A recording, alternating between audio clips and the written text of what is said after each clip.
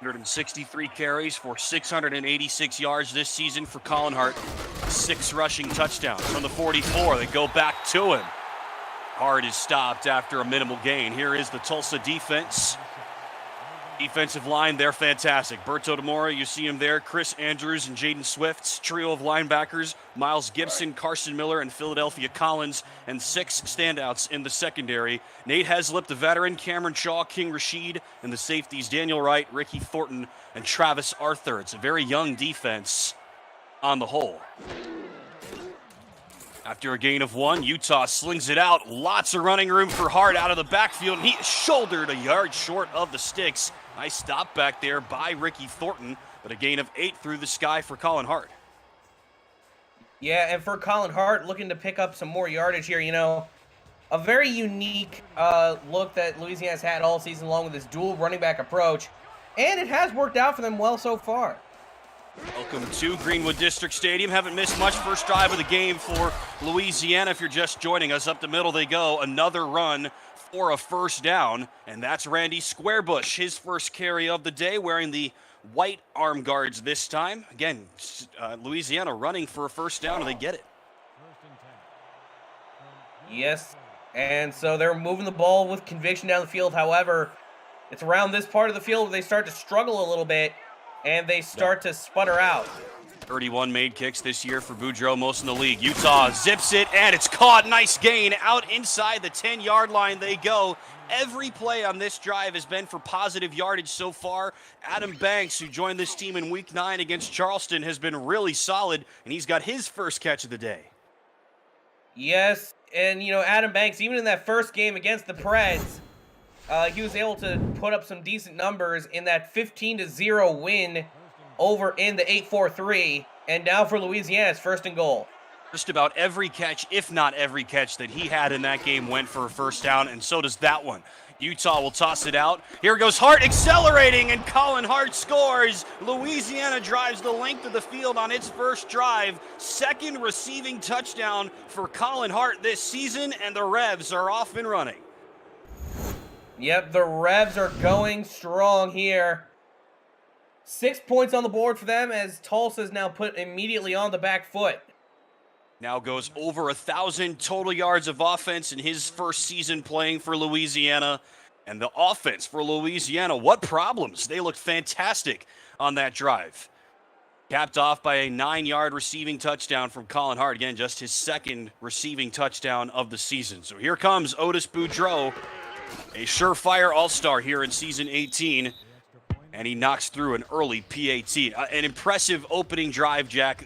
Louisiana starts at their own 20. They march down the field. Again, no negative plays. Some went for 1 or 2 yards, yeah, but just nicely done. 11 total plays, counting that PAT. Split evenly, 6 runs, 5 passes, and a 9-yard receiving touchdown from Hart.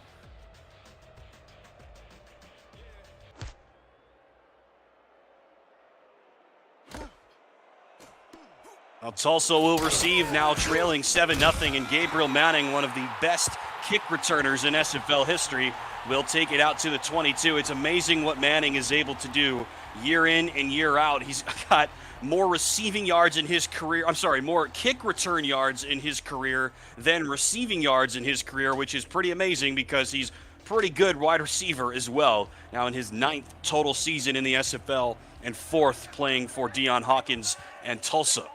So the Desperados, it's been a struggle for them on offense at times this year as well, but Douglas Brown has been one of the bright spots. He gets the first carry of the game, spins around, and picks up 6. Leonard Butler Sr. makes the stop, with the rookie who was the first overall pick in the most recent SFL draft has had a strong year. Yeah, no, he's definitely been able to put up some decent yards. Especially like these young guys that teams really like to get involved with. It's kind of like a sink or swim sort of situation. If you're a running back in Douglas Brown's position, and he has swam pretty much like an Olympic swimmer. I don't know how else to put it. Another offside call, perhaps, as JQ will toss it out to the top of the screen. Not a lot doing there for Tulsa. Hit immediately by cornerback Evan Arthur, and that was Stephen McMichaels, the fullback, on that catch. Will we see an offside? We will. 2nd today. Yeah, got the Revolution to jump off sides. This is getting loud here, much like Autzen Stadium. as the Tulsa Desperados are wearing uniforms in tribute to the University of Oregon Ducks. Well done. I wasn't that reference. I wasn't sure how you were going to do it, but you did it very well. Very good. I'll just let them do it, whatever color it is. It's not Tulsa's normal colors, we'll put it that way, but it's kind of almost close to Louisiana's colors. On the ground they go. Here's Brown, and a nice run for Brown. Give him about 5, so that penalty was assessed to Leonard Butler Sr., who made the first tackle and then was guilty of the offside. Tulsa accepted, got the first down, and another nice strong run for Brown, who has good numbers this year, but his average obviously leaves quite a bit to be desired. He's 6th in the league in carries and 10th in yards, but 24th in yards per carry, exactly 4 yards per tote. JQ, the quarterback, has really struggled. He will throw for the first time short of the sticks and out of bounds, they say, going for the standout wideout Gabriel Manning. Yeah, that was not a bad throw per se. Gets a couple yards on him. Makes a 3rd and manageable for the Tulsa Desperados. Get anything, and Manning has had a decent year by most people's standards, but by his standards, a down season. 46 catches for 553 yards and 4 touchdowns. He's not on the leaderboard in anything. It's kind of a surprise. 3rd and 5, early 3rd down for Tulsa. Q under pressure, and down he goes. Louisiana has not been great at getting sacks on the balance of this season, Jack, but on their first defensive drive of the game, they get one. Chance Wall, the second-year man from Illinois, has this one. Yep, keeps things going strongly for Louisiana as, a scorer now forcing a punt from the Tulsa Desperados. The momentum is firmly on their side. It's Wall with just his 2nd sack of the season. He was really good as a rookie at 5 sacks and 9 TFLs, but a lot quieter here in year 2. They will force the punt from Ismaila Farouk, and a nice hit on the return attempt by Adam Banks. If you're new to the SFL, the Simulation Football League combines traditional sports, esports, and a role-playing game into one. Team strategies are being executed in real time by our simulations as real-life players compete on the virtual gridiron. For more information about the SFL, visit our website at www.simulationfl.net. The SFL, we put the fan in fantasy. And a fantastic start for Louisiana, a touchdown and then a quick stop on defense. Here goes Randy Squarebush in a driving run for Squarebush and a gain of 12 on first down. Yeah, Squarebush, they Louisiana's been using him as a little bit of a specialty halfback this year. Of course, Louisiana coming in with a very different look on offense, the 2 halfback solution, and this is showing what it can do when it's at its peak. Pretty much a 2-to-1 ratio for Colin Hart in just about everything. It's pretty crazy how exactly this ratio is played out now over 10 weeks in this new system. More on that as we go along. Tulsa puts 4 on the line. They don't do that very often. Utah fires wide open over the middle. Another nice gain, and that's B. Robo. Check that. Garrison Blue, the tight end, with his first catch of the day out across enemy territory. Yeah, and Garrison Blue just got wide open. Nobody from Tulsa was able to clamp down on him. And, it's another 1st and 10 for Louisiana.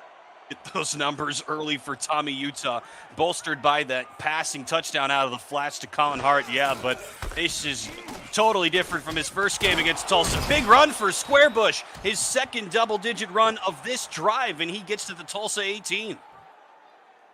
Yeah, and just keep on running is Randy Squarebush. You can see here just parting the Red Seas of that Louisiana offensive line, and there was no one to touch him for a good few seconds. And those few seconds is what makes the play happen. Cameron Collier is one of the best all-purpose fullbacks in the SFL for my money, Jack. He can run, he can catch, he can block. Showed that in his first couple of years with Lone Star. Now in his 2nd season, paving the way for Louisiana, but paving the way for 2 different guys this year after he helped Reggie Streeter have yet another great year last year. From the red zone again, Utah is taken down from behind. Tulsa is one of the best sacking teams in the SFL. The Desperados have their first today. Berto DeMora has number 6. Yeah, Berto DeMoro looking a little bit like a Kayvon Thibodeau out there running around causing chaos within the backfield. Oh, Tim, I can play this game of Oregon references all day.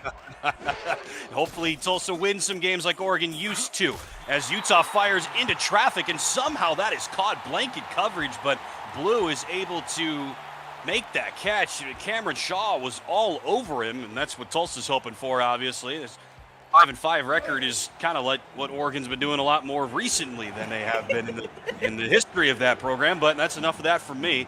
Gain of about 5 for Blue, and now 3rd and 7. And Louisiana has a fantastic kicker. Less than 2 to go in the first quarter. Utah under pressure, and down he goes again. 2 sacks on this set of downs. Berto DeMora in there again for Tulsa. Yep, and that time it was just getting Tommy Utah out of the pocket, getting him uncomfortable.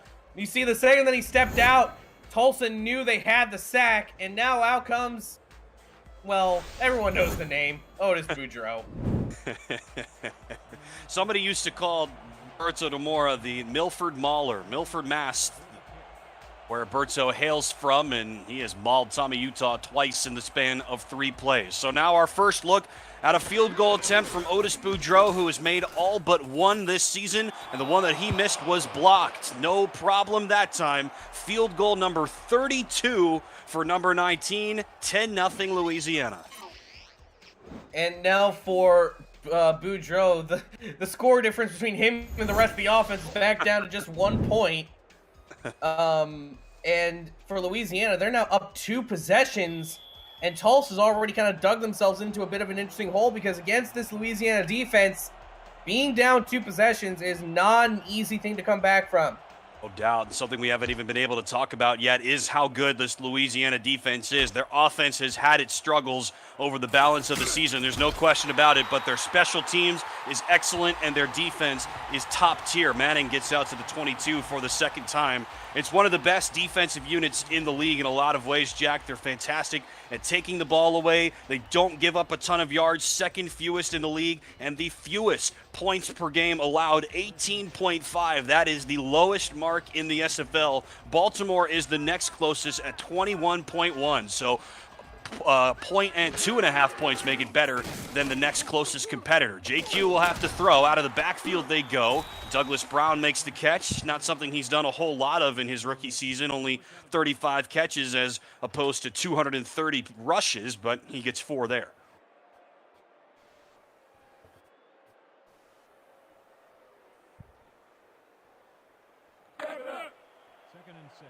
Now over 200 total receiving yards this season for Douglas Brown.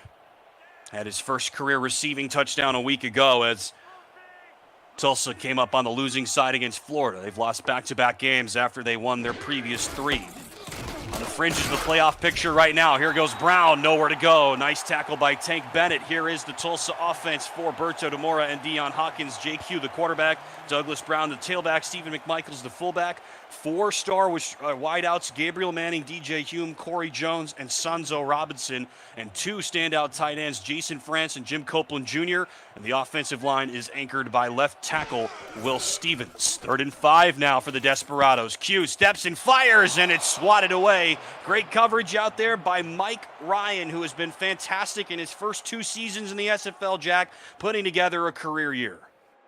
Yeah, Mike Ryan, one of the premier defensive backs here in the SFL, started his first year out in San Diego, came here to Louisiana, and has been the anchor of the secondary, which is odd to say considering the fact of how large of a veteran presence is on this Louisiana defense.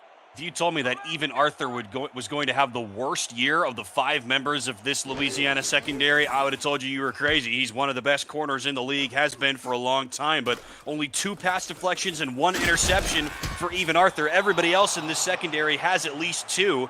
Again, Louisiana, one of the best takeaway teams in the SFL, 32 takeaways to be precise, 2nd most. Only Sioux Falls has more, and the Sparrows have a lot more, 41 takeaways through 10 games, which is obscene, and Sioux Falls is also the only team that is better than Louisiana in turnover differential. So no turnovers to be had so far here, but 2 punts forced by the Rev defense against JQ and company. On the ground, they'll go back. Remember, they kind of have split the running attack so far in their first 2 drives, Jack. First drive was all Colin Hart. Second drive was no Colin Hart, all Squarebush. This time they get 3 as we've hit the end of the first quarter. All Revs so far trying to wrap up an East Division title in Season 18. It's 10-0 Louisiana. This is the Simulation Football League presented by APM Music on YouTube. Happy to have you with us. Greenwood District Stadium in Tulsa, Oklahoma, the site. Alongside Jack Brown, I'm Tim Hackett. Happy to have you with us. Only one more week of the regular season still to go after all the games wrap up today. Only 3 more after hours. Here's Utah firing over the middle and across the 40-yard line. Another big completion for Utah. This one goes to Chase Earl.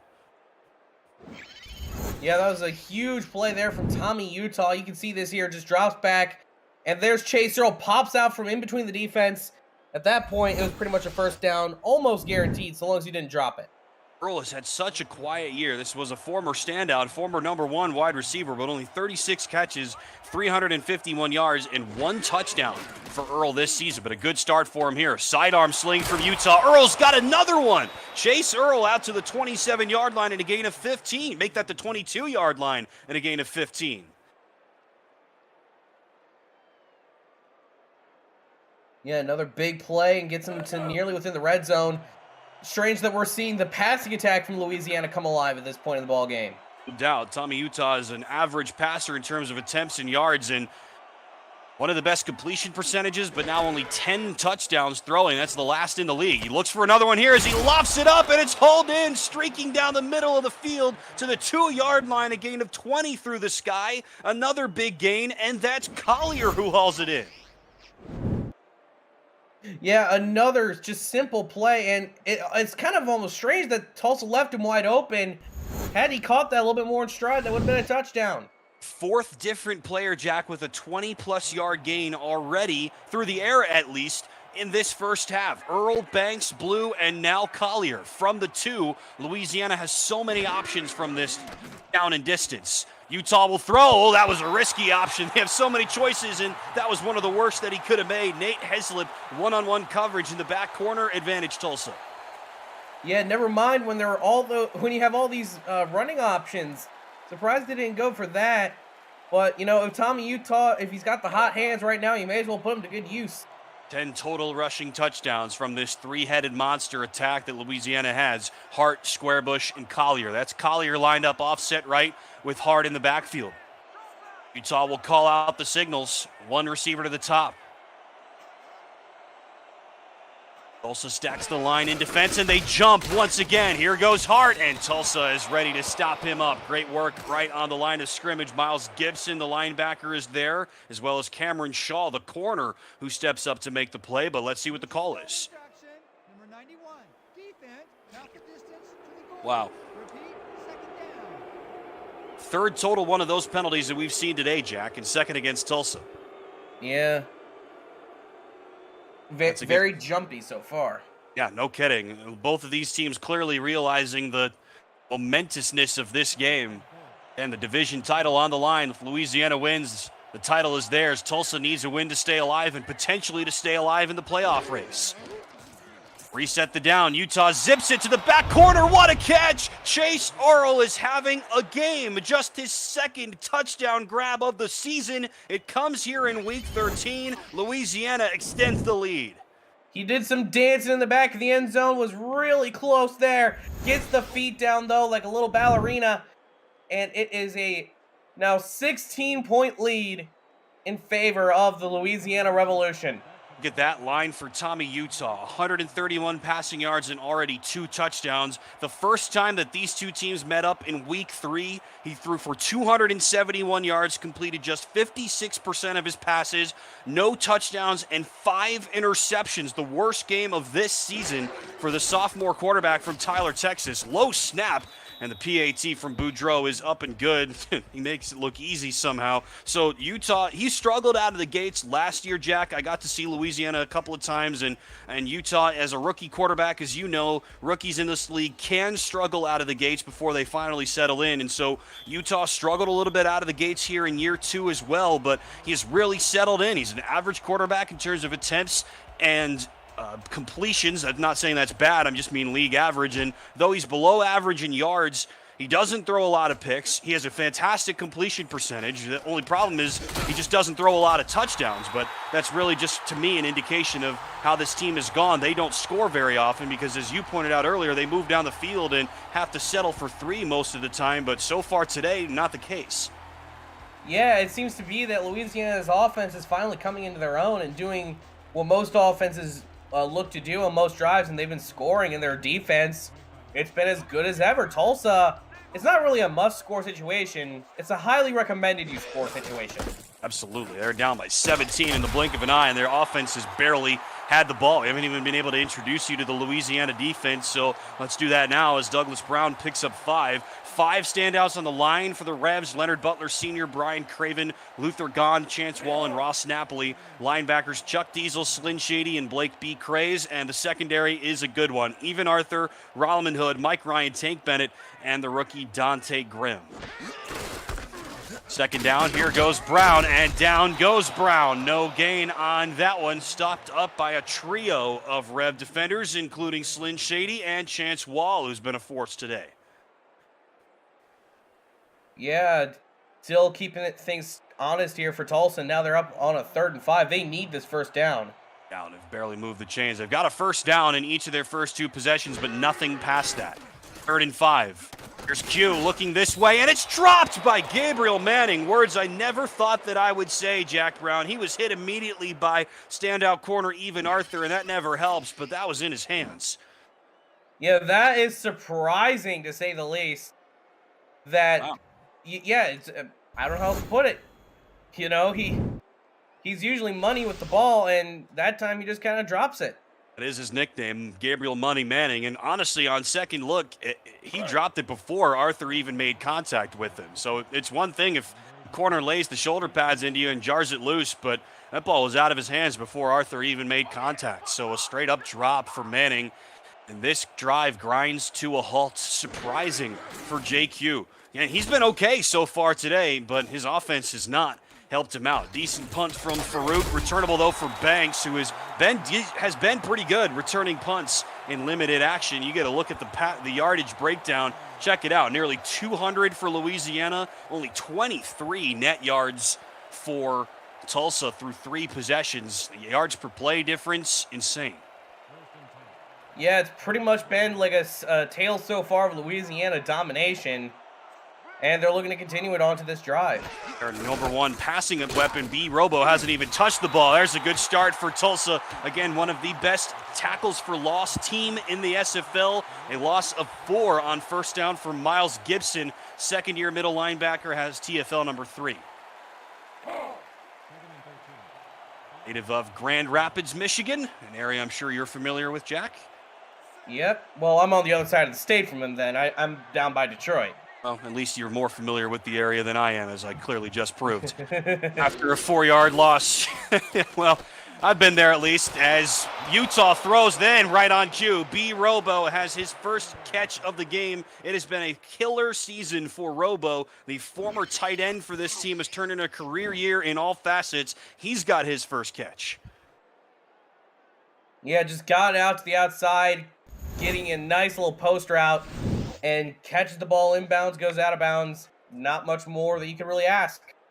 Just barely avoids becoming the 5th different Rev receiver to catch a 20-plus yard ball. Our statisticians have him at 17 on his first catch. Over 800 receiving yards now on the campaign. Risky throw from Utah right into the hands of Cameron Shaw, and he is off to the races. A Kickstarter for Tulsa. 2nd touchdown this season for quarterback Cameron Shaw.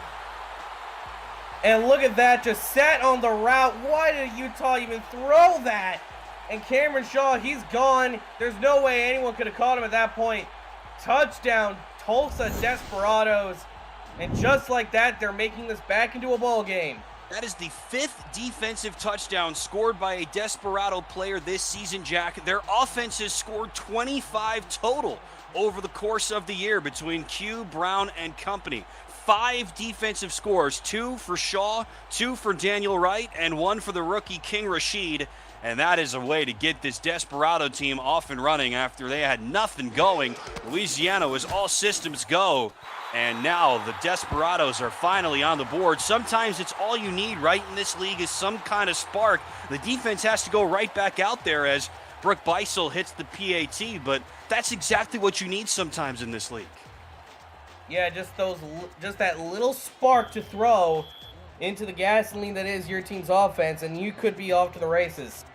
the 18th interception thrown by Tommy Utah. He came in with 17. That was 7th fewest in the SFL. So again, a real good check down quarterback, if you will. Great completion percentage, 75%. Not a ton of yards, but not a ton of picks. Ooh, big hit on special teams by Jim Copeland Jr., the number 2 tight end. Poor Adam Banks had nowhere to go. Yeah, just got it over the middle, and yeah, just not much really going on that kick return. One of the good things that Tulsa has done defensively this season, we've mentioned some of the stats that do not paint them in a positive light. Most yards, second most passing yards, but they are also an excellent takeaway team. 27 takeaways before that one, 5th most in the league. Utah will go right back to the air. He'll go right back into traffic, and that should have been picked off again by Cameron Shaw. Second drop of this quarter by a Tulsa player.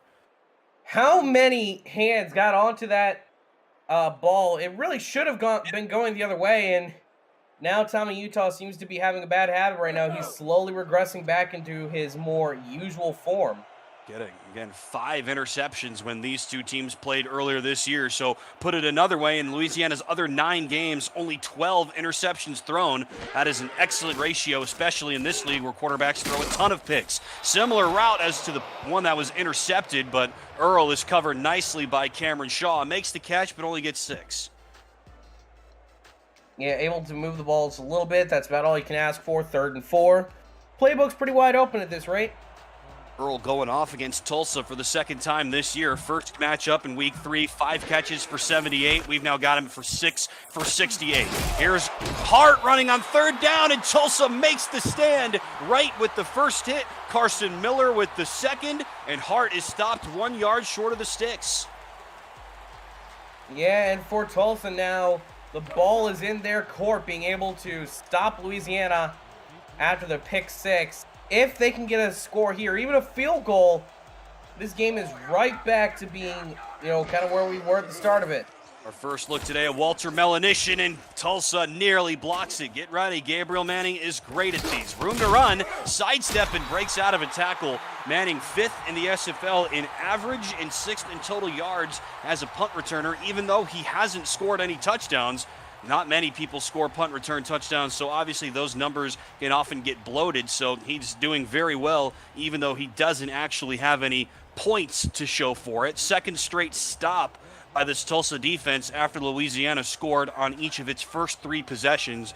Obviously 2 touchdowns and 1 field goal. Now what can the Desperado offense do? Here goes Brown, tries to jump over the first wave and cannot. Hit after a short gain by Slyn Shady. Yeah, picking up a few yards there, getting 2 nice and respectful start to the drive.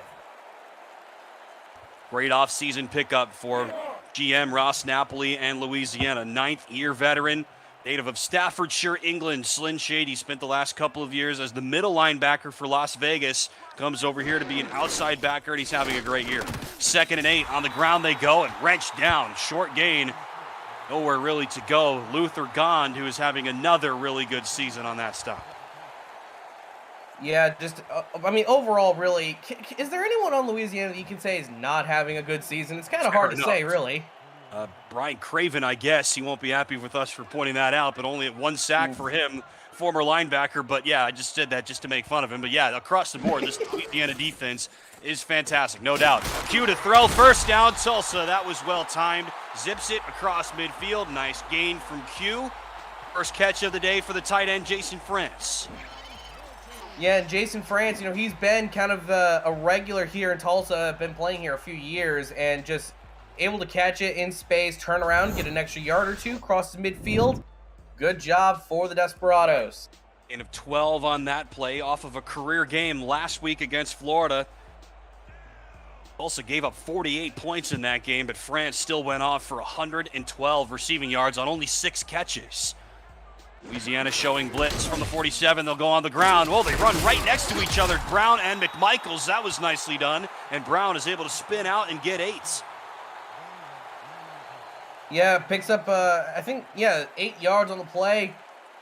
Plows through the first line of defense. Was only really stopped by the last resorts here for Louisiana. And right now, Tulsa, they're finding the holes, and they're really making Louisiana pay. Louisiana had to make a bunch of changes to this roster defensively in the offseason, and they've all stepped up, to your point earlier, Jack. 2nd and 2. Here goes Brown again. First down for Douglas Brown as he steps across. 32 yards for him there, and stopped by Mike Ryan. The first time we've got to say this. Number 1 pick versus number 1 pick. Set to do battle for the 2nd time this season. Douglas Brown, obviously, number 1 pick of the season 18 drafts. Mike Ryan, number 1 pick in the season 16 draft, going to San Diego, now in his 2nd year playing for Louisiana. Their first time meeting on the field, at least today. Time ticking in the 2nd quarter. Q, as all day, zips it to the bottom of the screen, caught by Manning. He accelerates and is stopped up at the 17-yard line. Tulsa halves the distance on one play, a gain of 17 for number 18. Yeah, and for Gabriel Manning, you can see him just turn on the jets, and in comes Mike Ryan to stop it. Possibly a touchdown-saving tackle as Tulsa continues to move the ball at will. Manning not used to making catches against Louisiana that don't go for touchdowns. When these two teams met earlier this year in the Bayou, he had 3 catches, 104 yards, and 2 scores. A prototypical Gabriel Manning game. From the 17, Tulsa in the red zone for the first time. Brown is stood up. Nice stick at the end of it by veteran corner Rowleman Hood. Yeah, just a nice stop, nice run. Not really much more that you can really pick apart on that. As the clock continues to wind down, we should get probably 2 or 3 more plays for the 2-minute warning. Of 2 North Carolinians on this, at least identified North Carolinians on this Louisiana team. Hood and Otis Boudreaux, the other. High snap, Q corrals. This way he goes. That's caught again by Manning. His 3rd catch today. Remember, he had that drop. That was a similar play to the one that he did drop, Jack, but Arthur makes the tackle that time.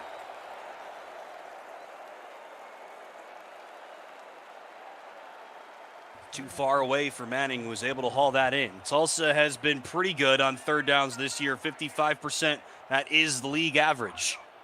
And they do not score very much, 20th in points per game. On the ground, they will run it. Brown has the first down, and he's hit just shy of the goal line. A touchdown-saving tackle somehow by Blake B. Craze, the veteran linebacker. We might get another look here.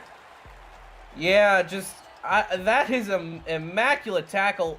Gets it right in the nick of time, doves him down, and that's going to bring us to the 2-minute warning.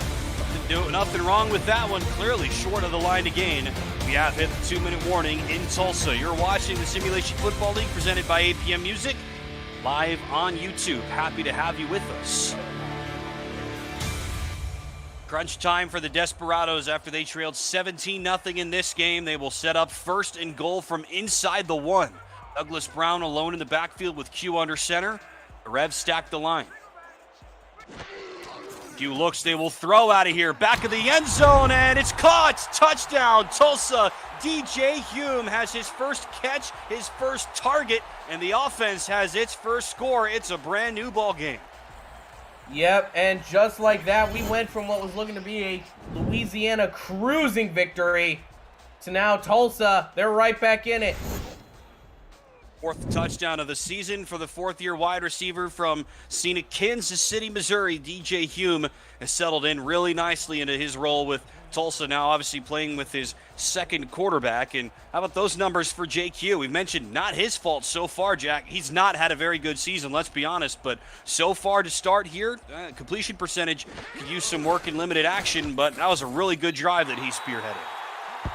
That is true, and so now it's a 3-point ball game. And Louisiana, they got to be kind of checking their rearview mirrors. Revolution, it seemed like they kicked it into full gear, like you said, but Tulsa, at least for now, brings that to a screeching halt.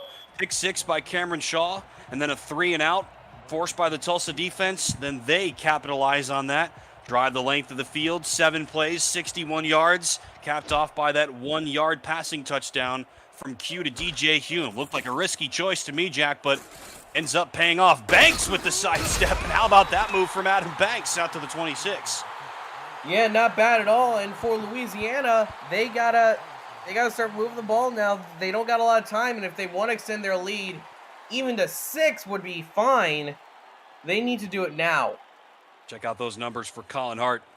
Nearly 700 rushing yards on the balance of this season, and now over 1,000 total yards of offense after what he's done today. But See it there. He's not done very much, at least not on the ground. Squarebush has been the more effective option.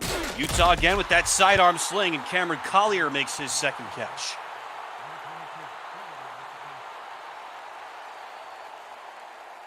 Thirty carries for Collier, fourth-year fullback from Vancouver, Washington, and 27 catches, and nearly twice as many receiving yards as rushing yards on the balance of the season. Again, a guy who can do a little bit of everything.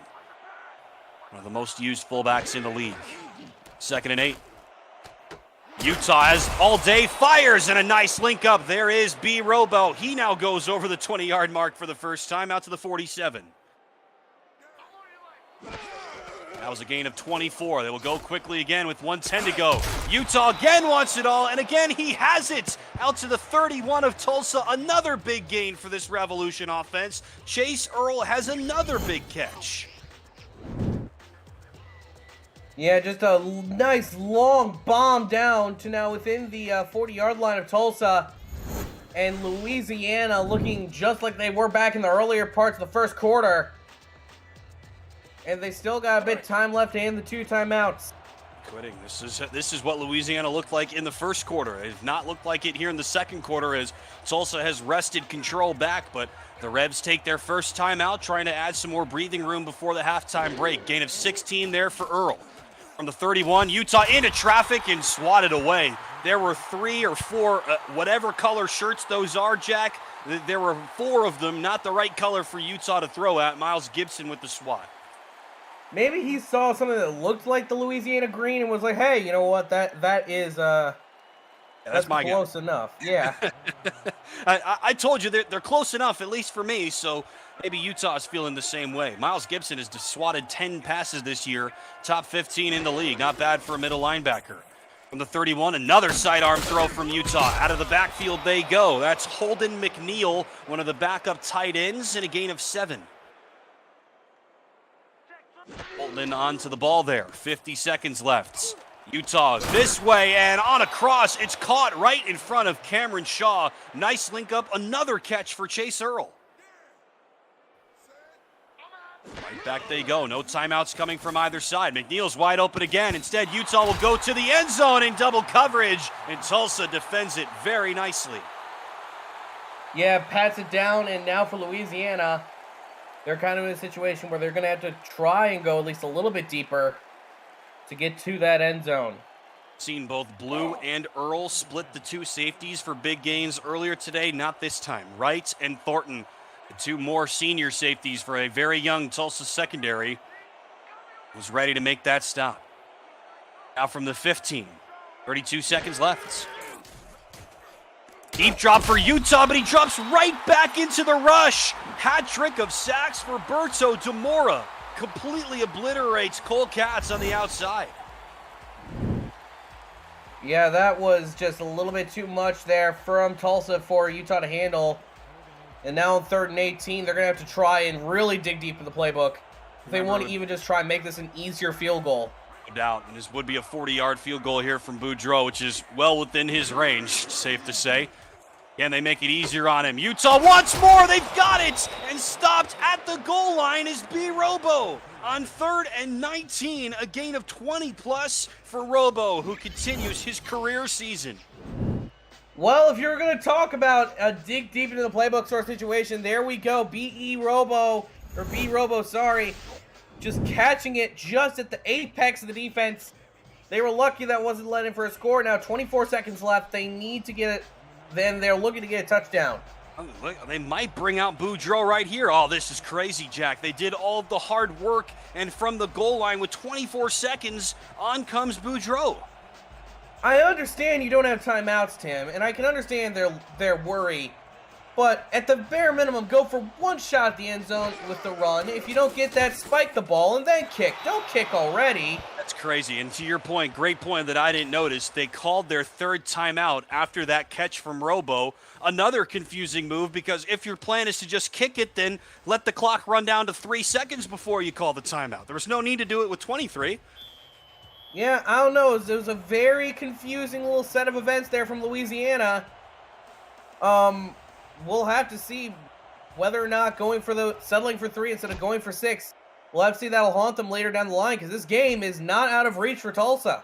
Question about it. It remains a 6-point game. Probably no time left for them to do anything in the half. I say that as Gabriel Manning, the all-time leader in kick return yards, gets out to the 24. But for JQ, who has had a dismal season passing, he's last in the league in yards and last in completion percentage. He's thrown a decent number of touchdowns with 19.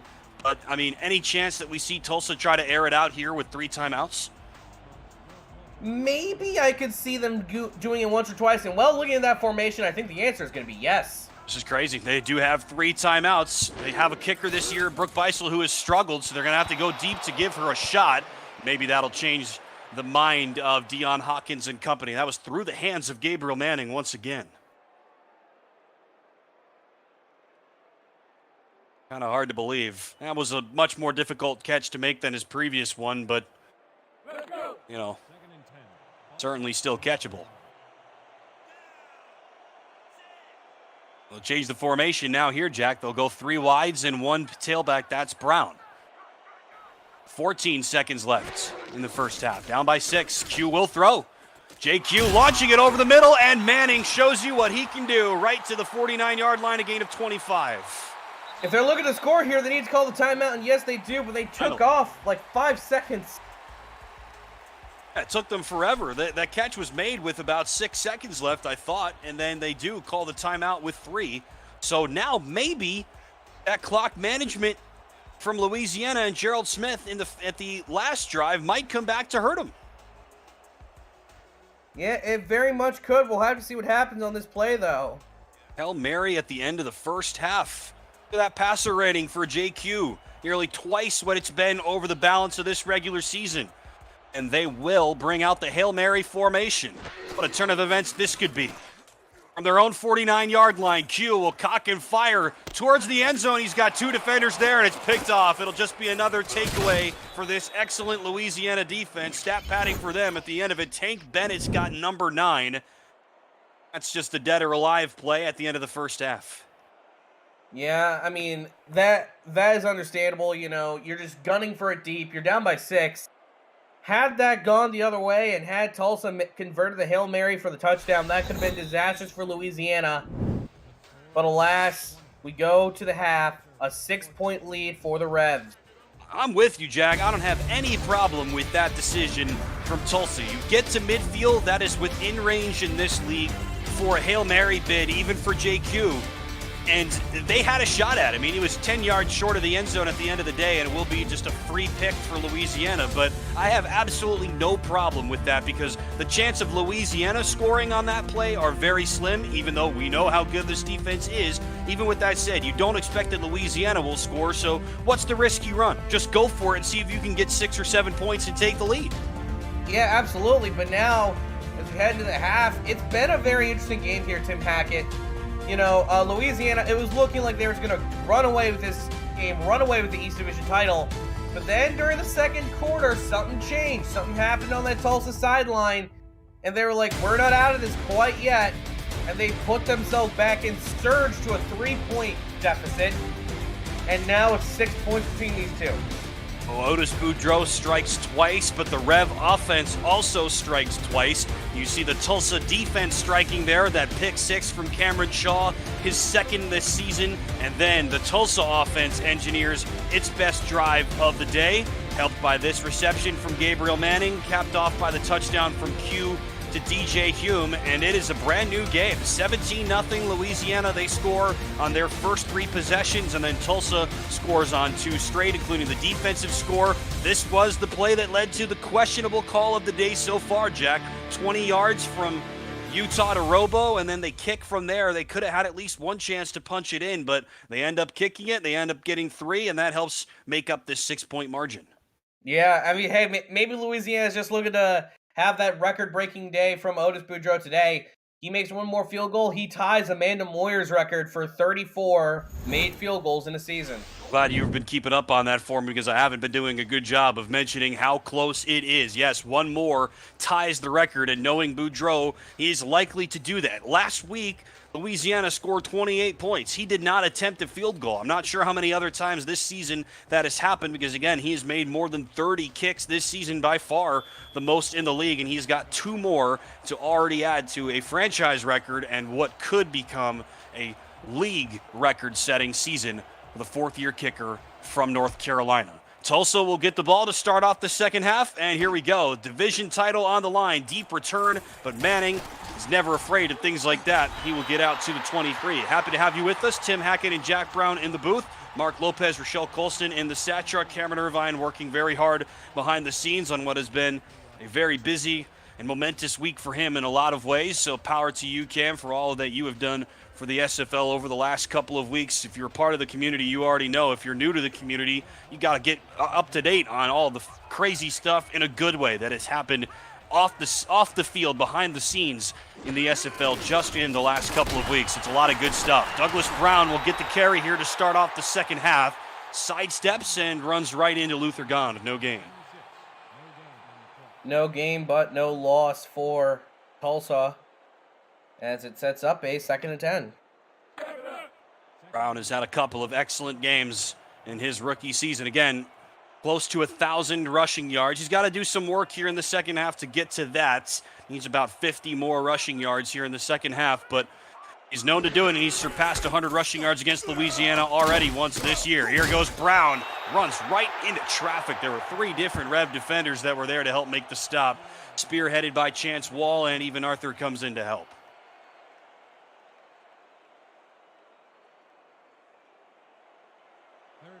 As a team, they're 11th in rushing, but dead last in the league in passing yards and total yards.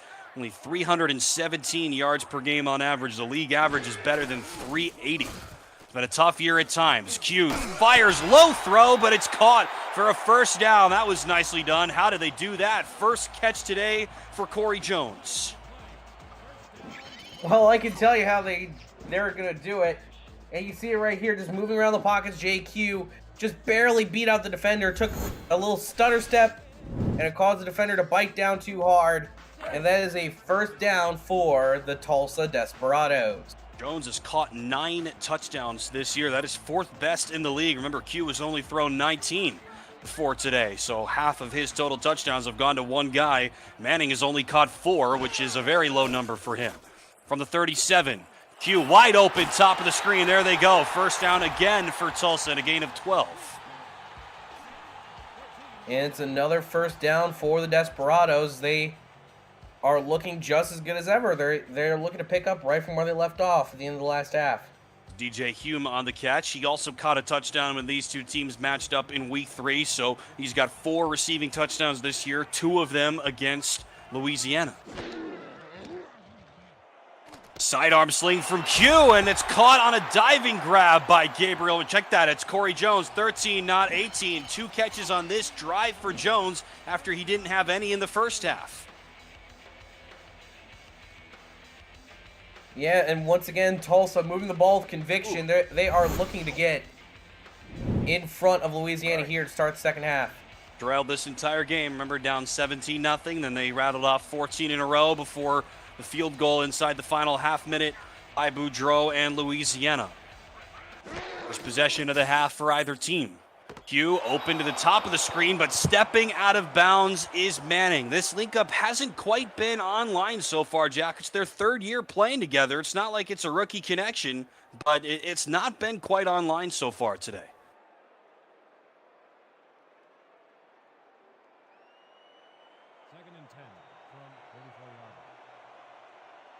It was completely revamped over the offseason. They bring in a 4th wide receiver, or really converts a 4th wide receiver. Louisiana jumps offside again. Here goes Brown, breaking through the tackle of Hood, and then brought down by Bennett. It'll be a gain of about 8 for Douglas Brown, but we do have yet another penalty, and it sure looks like another offside. Neutral zone infraction, number 55, defense. There you go. 4th offside penalty of this game. 2 now on either side, and that's Brian Craven, the former linebacker, guilty of that one. Yeah, kind of surprising there, but for Louisiana, I understand you're kind of flustered right now. You're only up by 6 when you were up by 17. But you still got to keep calm, got to keep composure. Did decline the penalty, so it'll be 3rd and 2. Brown gets the first down and more, breaks through a hit and gets to the 15-yard line before he's finally stopped by Mike Ryan. Number 1 pick versus number 1 pick, number 24 versus number 24. A bruising run from Brown, first down Tulsa.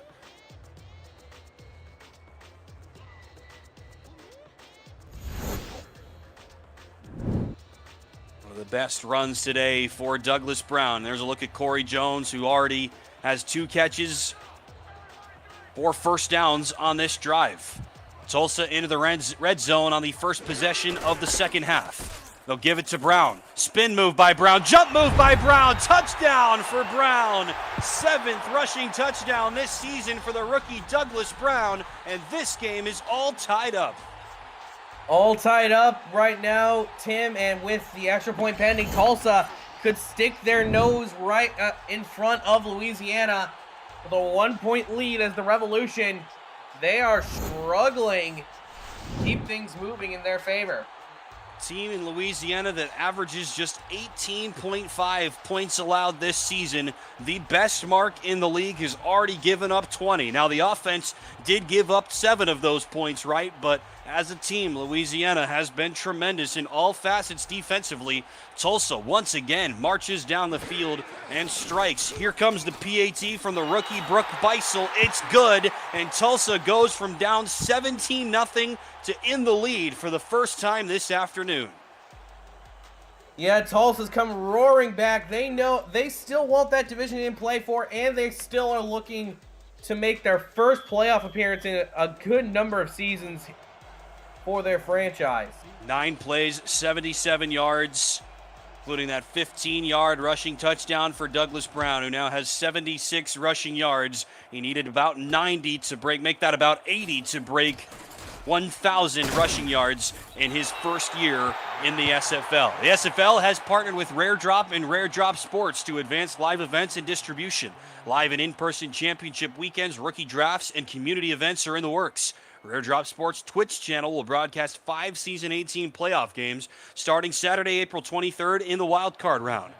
Visit raredrop.co for more info on what the company does for community, and follow Rare Drop Sports on Twitch at twitch.tv/rdsports. One of the many moves that the SFL has been making recently. Louisiana's going to need to make some moves to get back into this game. That's a good start. Collier makes the catch, stopped barely short of the sticks by Miles Gibson.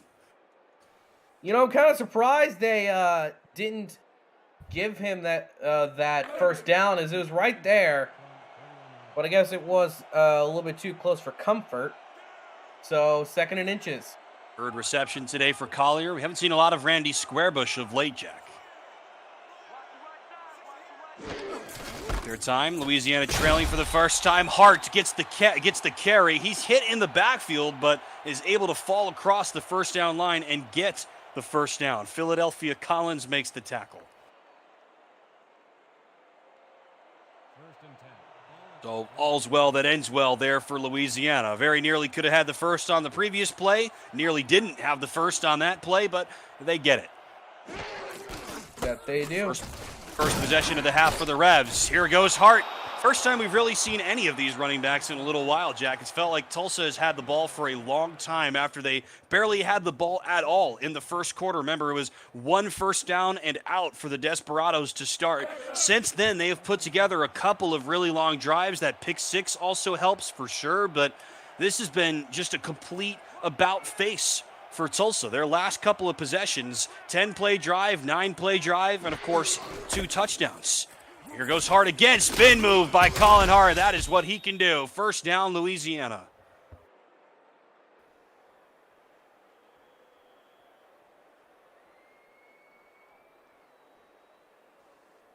Hart now over 700 rushing yards on the balance of this season. And again, it's interesting to see how this breakdown has happened between Hart and Squarebush. I just mean stat breakdown, not emotional breakdown. 2-1 numbers for Hart in pretty much every facet. They will go to Hart out of the air. It doesn't happen very often.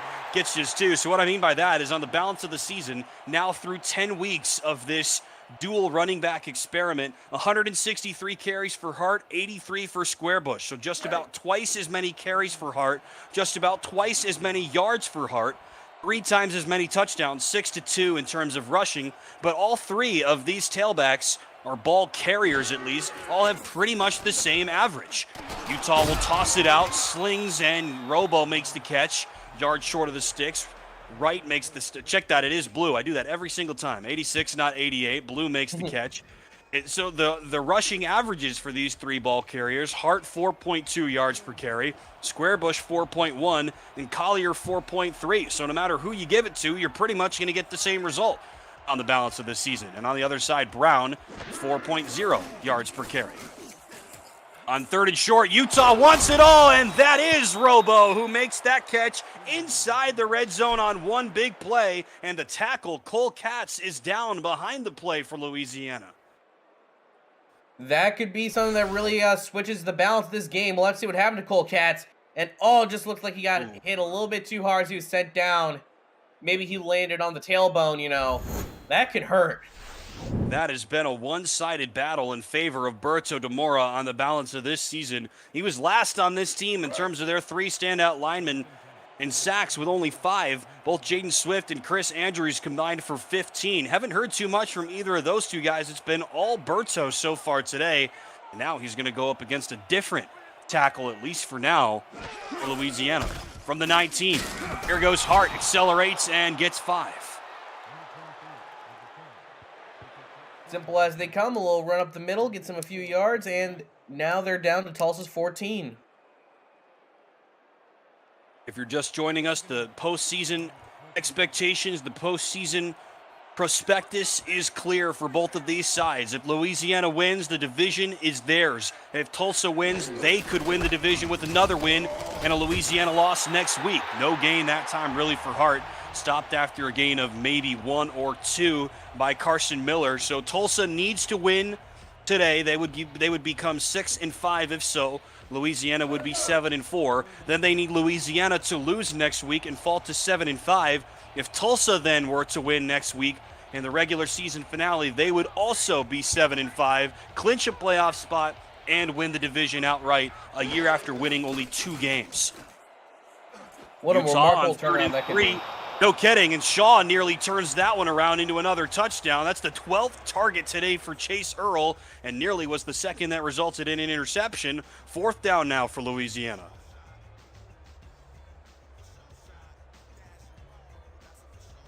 And no surprise, Jack, to your point earlier, here comes Otis Boudreau to attempt another field goal.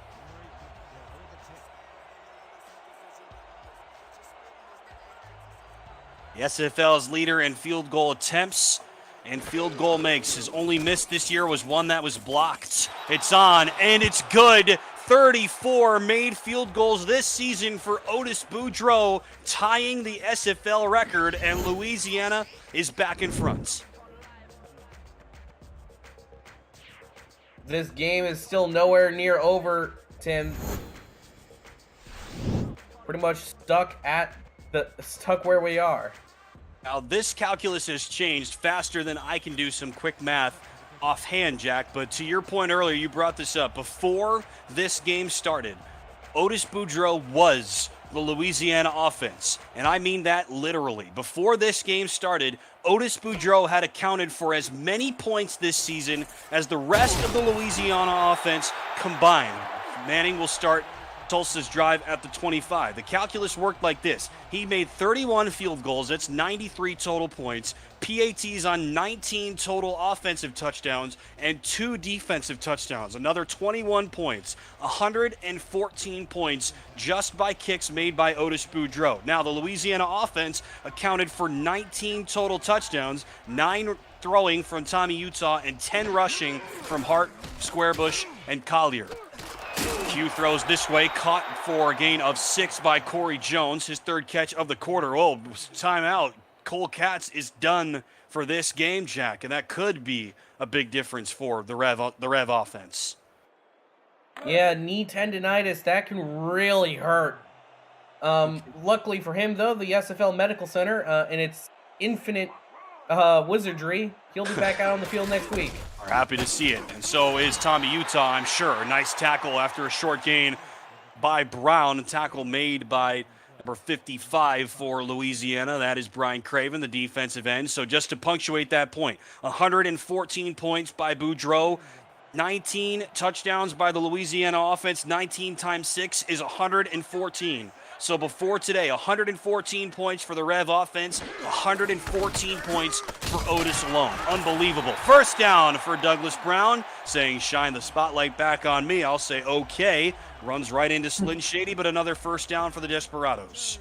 Yeah, another first down as the Desperados are now looking to go slow and methodical. They still got a lot of time left here, and they're only down by 2. You know, they can take their time on this next drive or 2. I'm not sure how Cameron Irvine is able to do the math, but we'll shout out to him. He's telling me 11 points for Otis today, 12 for the rest of the Rev offense because they've scored 2 touchdowns. First down for JQ. Fires tipped, and nearly picked by Mike Ryan. It's unbelievable based on his season that he didn't haul that one in somehow, Jack. And, well, Tulsa says thank you very much.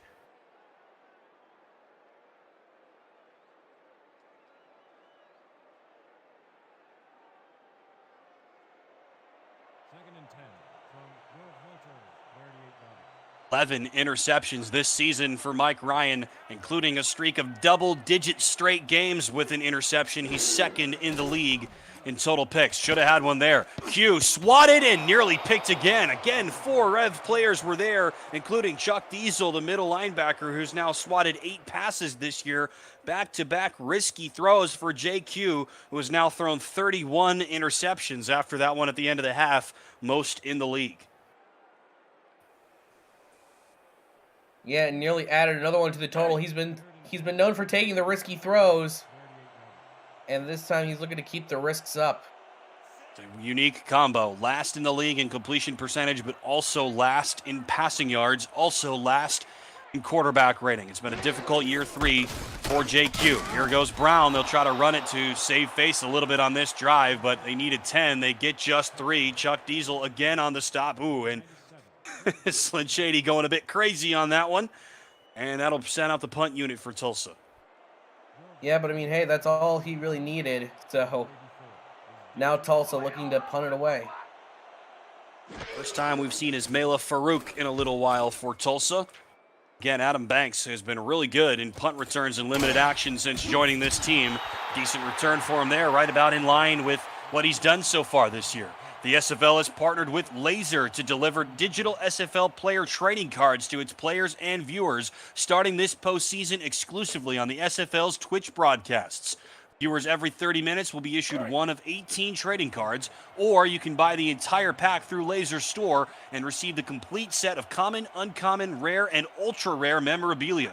Visit layzr.gg and click the Join Alpha button to connect your Twitch account. Exciting moves from the SFL. Utah back in front, throws another interception right over the middle of the field, and Ricky Thornton brings it down. Tulsa rights the ship. The Desperados could now go back in front. You could tell what Tommy Utah was trying to do there. He was trying to throw a laser deep and hopefully try and just get some points on the board, make a statement play. However, unfortunately for them, Tulsa was able to reach up and grab it from the sky, take it back from the other way. Now Tulsa has the chance to make a statement. 7th interception this season from Ricky Thornton. Again, 27 total interceptions by this top 6 on Tulsa, and everyone has 2 or more. Talk about spreading the wealth. Thornton now with 7. We mentioned Wright earlier has 8. Cameron Shaw now has 5. That's crazy. Brown has nowhere to go, stuck at the line. Nice hit out there by number 96. That's Blake B. Craze, the linebacker.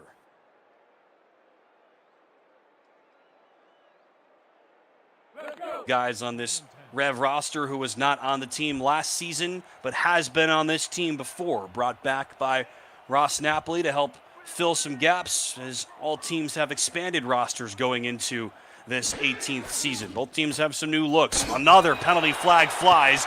Q's pass is caught by Hume, who then gets stuck immediately after making the catch. Do we have offside call number 5 today? Let's see here. Neutral zone infraction, number 68, defense. There you go. And the second against Leonard Butler Sr.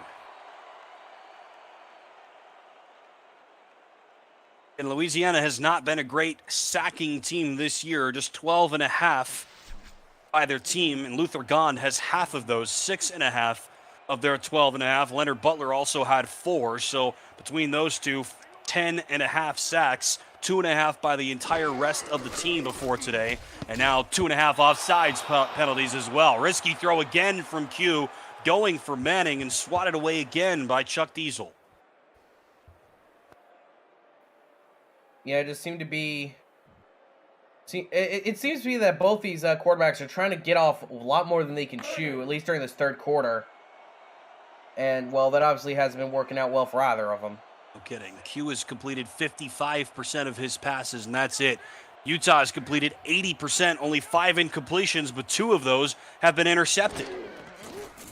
3rd and 5, critical moment in this game. Q throws, first down Tulsa, and a whole lot more, a gain of 30 for Jason France, and that is how the third quarter will end. The Desperados on the doorstep, looking to rally back in front once again. This is the SFL, presented by APM Music, live on YouTube.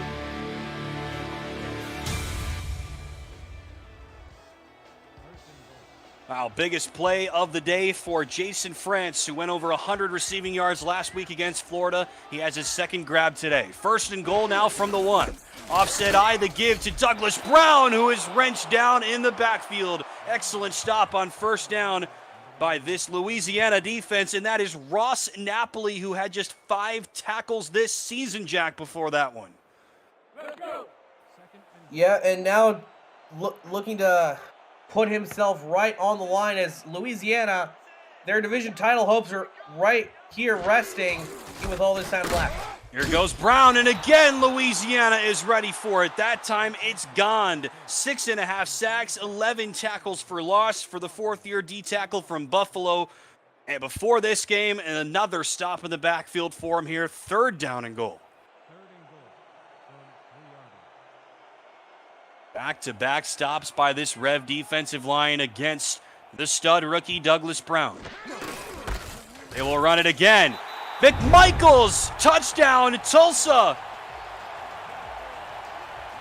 And that puts them right back in front as the fullback, McMichaels, pokes his head through, gets into the end zone, and oh no, wait, actually that was Douglas Brown. Sorry, we both. That's on me. That's on me. Yeah. It's Douglas Brown, offset from the left, and well, stepped on it for Douglas Brown. His 7th rushing touchdown of the season, make that 8 because it's his 2nd today, and that was all him. Louisiana stopped him twice, but 3rd time was the charm for Tulsa, and the Desperados take the lead. The curse of the duck uniform strikes that time, Jack. What can I say?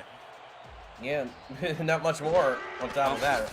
A duck of a call, I guess. Brooke Beisel comes on for another PAT. She's hit all 4 today, and Tulsa takes the lead once again. How about Douglas Brown, who came into today 919 rushing yards. He now has unofficially 86 rushing yards. He is over the 1,000-yard mark for the first time in his career as a rookie. An impressive milestone. His 2nd rushing touchdown today. He's now got 8, and he has helped to power this Tulsa comeback.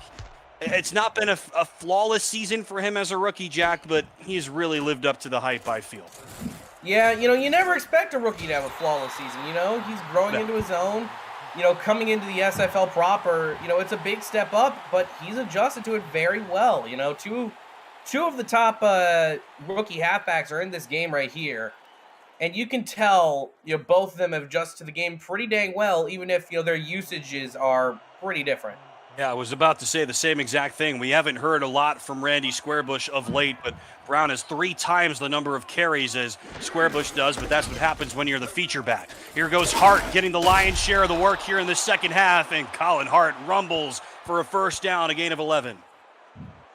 Nice run from Colin Hart, of course, the main guy on this Louisiana offense, the bell cow, you could say, for this team, and he is just still fighting. He knows the division title is still within grasp.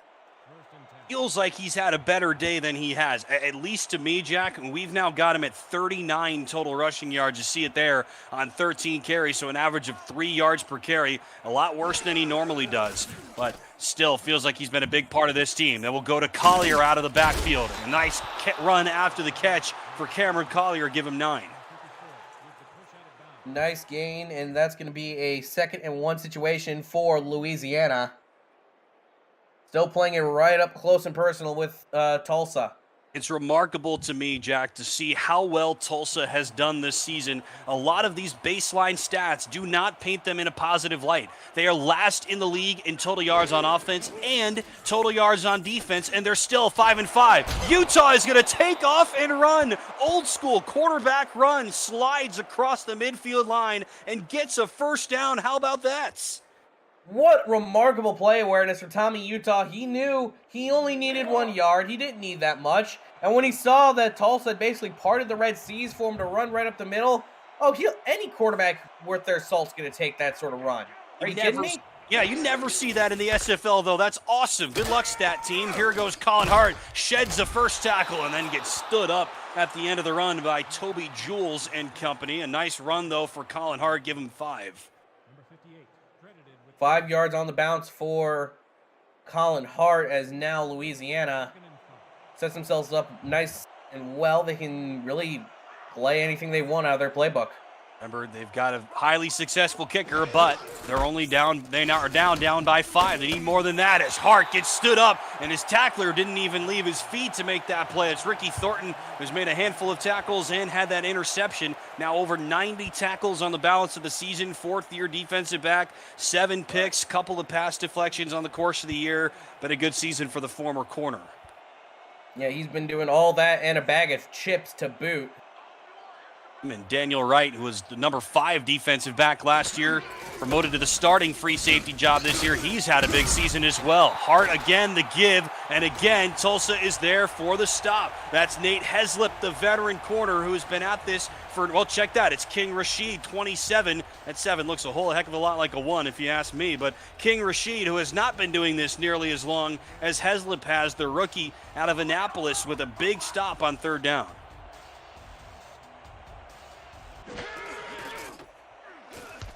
Try to pin the Desperados back deep. To the corner it goes, and it bounces into the end zone. A net of just 24 yards for the star punter, Walter Melanishin. That did not go the way the Revs wanted, Jack Brown, and Tulsa will now start off in decent position, try to extend this lead. Yeah, it just seemed to bounce the wrong way, Tim. He was looking to get that ball out of bounds around the 5 or so, but unfortunately for him, a bad bounce, and so for Tulsa, they're going the other way. They got 80 yards to go for Pater.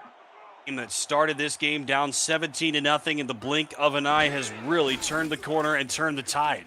So JQ will throw. Similar play that they've run a couple of times today. DJ Hume makes the catch, sidesteps and moves down the sideline. First down, Tulsa. And that's a huge first down for the Desperados, as DJ Hume was able to break it to the outside. You can see the defender kind of step back to cover the guy who's going more deep. I think that was Gabriel Manning. However, DJ Hume still stuck down low, and he picked up the first down. How about this balance so far today? 13 completions for JQ, 3 for Jones, 3 to Hume, 3 to Manning, 2 to France, and 2 to Brown. Completely spreading it around. We have not heard from Sanzo Robinson at all, the former standout tailback for Tulsa. Q goes down, another sack for the Revs. They do not do this very often, but they have been all over JQ today. Leonard Butler Sr. has another one. Just crashing down on JQ. That blocker, though, you kind of have to ask what he was trying to do here, because he almost pushed him into JQ. Tulsa does not give up a lot of sacks this year. Will Stevens is the anchor of this offensive line at left tackle. They've given up just 12 sacks through 10 weeks, 9th fewest in the SFL, but Q's been hit a couple of times today. 2nd and 15 now. That's a good throw to try to get back in front, but Hume is only able to get 6. Hit there by the Englishman, Flynn Shady, 3rd and 9. Yep, and now for Tulsa, they're looking to get this first down, but these are not easy first downs to get. 4th catch for Hume, only 26 grabs for him over the course of the season, and he's got one of Tulsa's touchdowns today, his 2nd against Louisiana in their 2 meetings. 3rd and 9. Q hit as he throws again, and the catch is made. First down, and right on cue, there is Sanzo Robinson, who spent 7 seasons as the tailback for this Tulsa team, moves to wide receiver this year with the arrival of rookie Douglas Brown. Just his 13th catch this season. It goes for 10 yards and a first down. Yep, they got the exact amount of yards they needed, not a single one to boot on top of it, and they've been doing well.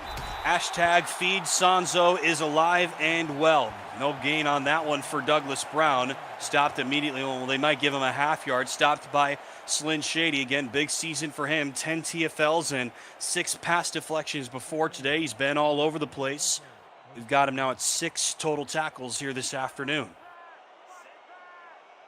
5:20 left in regulation. Louisiana suddenly needing a stop. Q out of the backfield. Here goes Brown. Gets across midfield and not much further.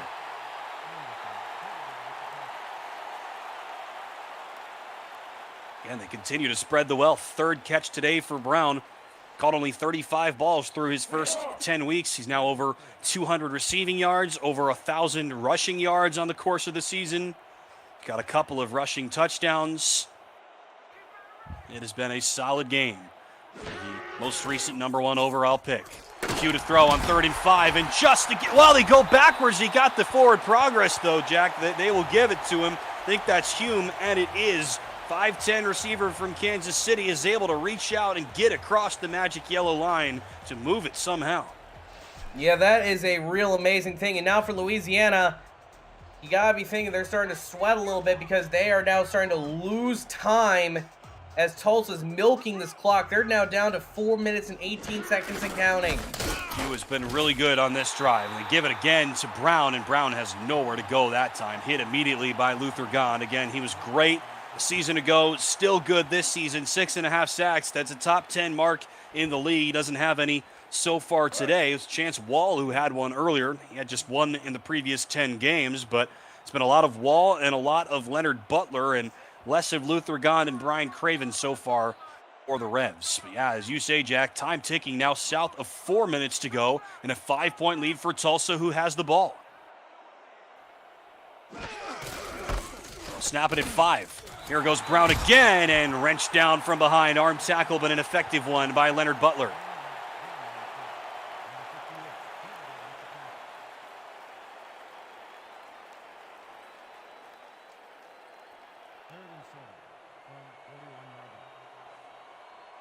Third total tackle for him. 4th-year defensive end from Murfreesboro, Tennessee. Time continues to tick.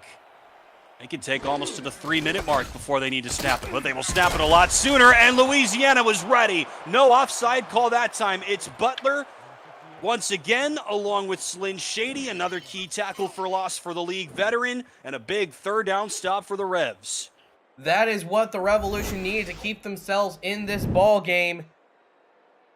You know, because if Tulsa had gotten that first down, they'd be much more in control. And for Louisiana, they still have the 2-minute warning, and I think they still have all 3 timeouts remaining. Bet you are. Louisiana, one of the things they have been fantastic on defensively this year is stopping opponents on 3rd down. Opponents convert just 49% of 3rd down opportunities against them this year. That is the 4th best mark in the league. It's also now 9 of 14, though, so much better than that average that Louisiana has given up. Returnable for Banks, and he is stopped up almost immediately. Coverage of the Simulation Football League on Next Level Sports continues Saturday, April 16th, the final day of the regular season at 2:30 p.m. Eastern Time. The South Division title will be on the line when Mexico City faces Lone Star, plus DC meets London in a crucial game for playoff seeding. NXT will also have coverage of potential divisional races up for grabs in the West, Atlantic, or East. Visit NLSE.com to find Next Level Sports in your area. This score holds. We will have a division title on the line next week. And out of nowhere, Ricky Thornton comes out from the backfield and swats that one away. What a play. Yeah, what a massive play there from Tulsa to just bounce on it. And they know that if they get a stop, they can most likely end this ball game with just a 1st down or 2. You need a win here, Tulsa, and a win next week coupled with a Louisiana loss, and the division title would be theirs. A season after winning just 2 games, a playoff position at the very least is in sight for Deion Hawkins and company. Sidearm throw from Utah. Here's Hart out of the backfield again. Breaks through the first tackle and then hit by King Rashid. Louisiana will go in the hurry up. This worked for them earlier. That it did. It got him all the way down to the 2. We'll snap it again before the 2-minute warning. Utah throws on a corner route. That's caught. Nicely done. On a quick out, Adam Banks with another catch for a first down. Banks has been money since joining this team in Week 9. 2-minute warning in Tulsa. This is the Simulation Football League presented by APM Music, live on YouTube.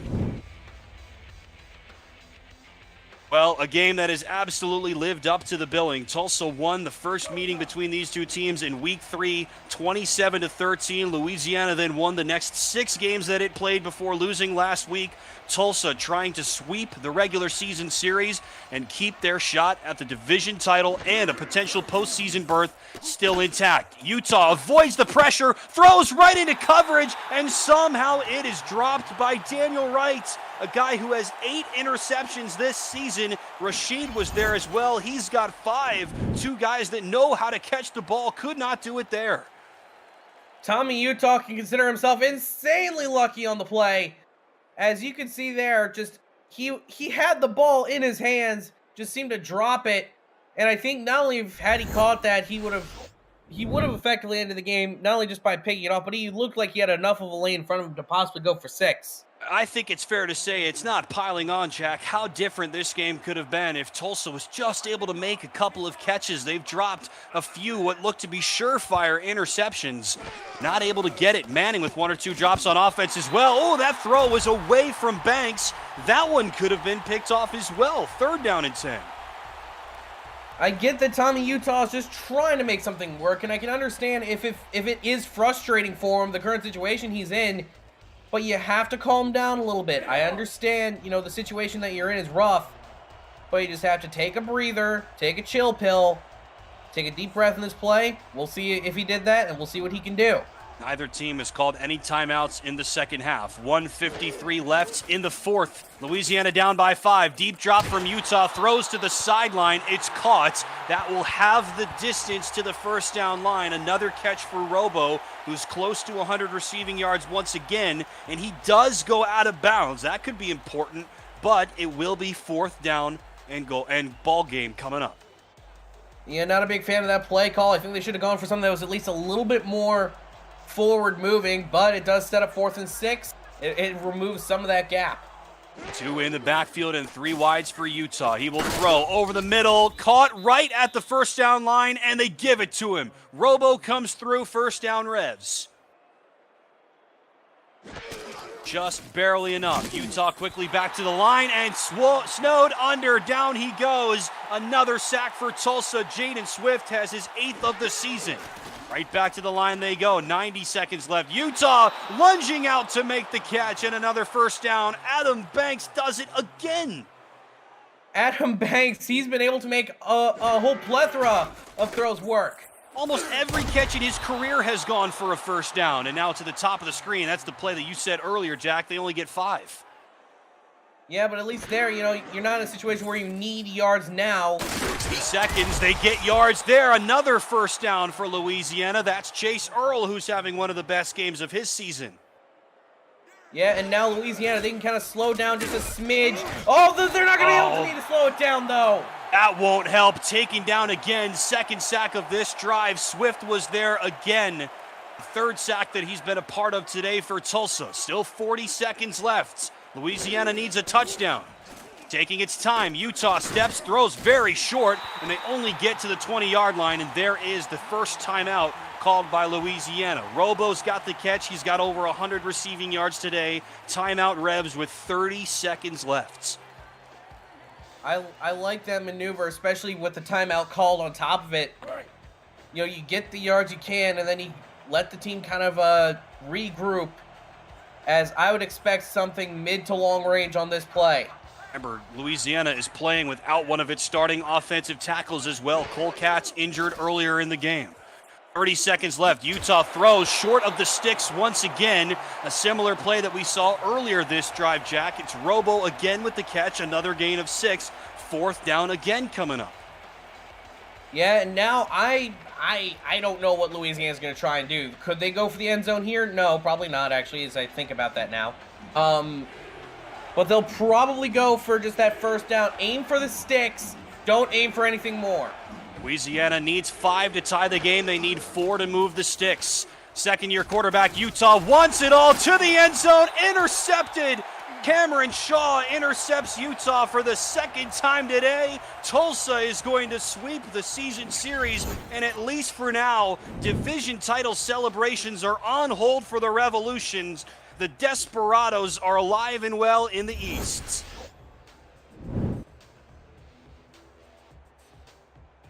Yeah, what a play call there from Tulsa to put the clamp down on Louisiana. I'm surprised they went for the end zone there, Tim.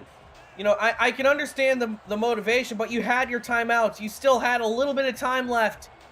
And for Tulsa, they are going to be celebrating well tonight, and they're going to be keeping their heads in the playoff race for at least a few more hours, joining the 6-5, I guess some would say, party, even if no one's having a good time. But they might be. As you and I talked about before the game, in this league, 6 wins is all you need, it feels like, to give yourselves a chance. And Tulsa could put themselves into the playoffs for good now if they win next week. But Louisiana, they can't clinch the division now as they use their final timeout. It's academic here for the Desperados. But if Louisiana wins next week, and they will play St. Louis at home in Stack Up Stadium, they just defeated Carolina 20-12 earlier today, did the Gladiators, so Louisiana can still win the East Division next week. The scenarios are simple. If Louisiana wins next week, they are still division champs. If Tulsa wins and Louisiana loses, the Desperados are division champs. JQ takes a knee. He and Douglas Brown gave Tulsa the chance to come back. Louisiana led 17-0, but behind Douglas Brown, JQ, Cameron Shaw, Tulsa rallies for the win. The Desperados had just 2 wins last season. This season, they've got 2 wins just against Louisiana, and the East Division will come down to Week 14. Tulsa wins it 28-23 in a thriller. What a fantastic game here, Tim. Douglas Brown, JQ together. I mean, is there any other pairing that has done so much for this team? But look at those differences in yards. Louisiana lit it up in the air. However, they just had too many costly mistakes, especially on the turnover game. You know, and once again, it seems to be that questionable field goal call towards the end of the first half, Tim. It did kind of come back to bite them, because had they gone for 7, add 4 more, they could have gone for a field goal and they could have won it easily. You make a great point. You take those 3 points off. If they get 7 instead, if everything else holds somehow, it's 28-27, and you're right. They don't need to go to the end zone on that last throw from Utah that was intercepted by Cameron Shaw. There's one of the picks, that one from Ricky Thornton. You're 100% right, Jack. Things could have been a whole lot different. Next week, the schedules looks like this. Louisiana is at home against St. Louis. Again, they won earlier today. Tulsa is at home here in Greenwood District Stadium against Atlanta. They lost yesterday. They are now 4-7. So that's the matchups in Week 14. If Louisiana wins, they are still division champs. If Tulsa wins and Louisiana wins, they are probably still in the playoffs. So both of these teams could make the postseason. They could meet again. You never know. But Tulsa is now 2-0 against Louisiana this season after getting this season sweep. Here's the game-sealing play from Cameron Shaw. Yeah, it's been a great game all around for both these two teams, and we'll be seeing who the player of the game here is in just a moment. Douglas Brown, maybe? Possibly, either him or JQ. Oh, it's Douglas Brown. There you go. 2 rushing touchdowns for Brown, even though we stepped on the last one. He goes over 1,000 rushing yards this season and powers his team to a comeback win. The East Division will be decided next week. Tulsa sweeps the regular season series. For all of us here at the Simulation Football League, Cameron Irvine, Mark Lopez, Rochelle Colston, and my partner Jack Brown, I've been Tim Hackett. We'll see you next time. Until then, so long. Week 13 rolls on next on Twitch and YouTube.